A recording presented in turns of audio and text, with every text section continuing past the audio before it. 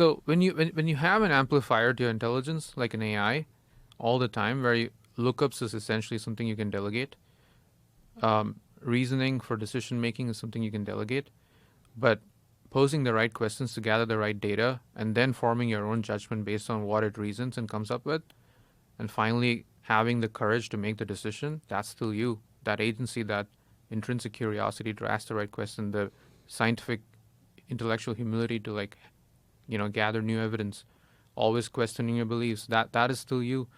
And so I feel like that is essentially what would be considered smart in the ages to come. If somebody's like like a proxy scientist or whatever, like no more doesn't have to go to like MIT or Harvard and get a PhD to be a scientist or to be considered a scientist, because all scientific literature is open and like it's accessible to everybody, and you can even take a paper written by an expert and use an AI, understand it deeply, ask a lot of questions, and maybe even disprove what they claim to be true. That's the whole peer review process, right?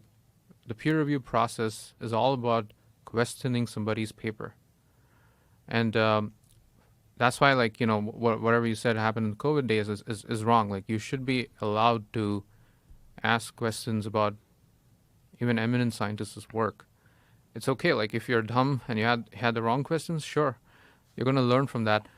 It's worse than not being allowed to ask the question. Yeah, Yeah. agreed.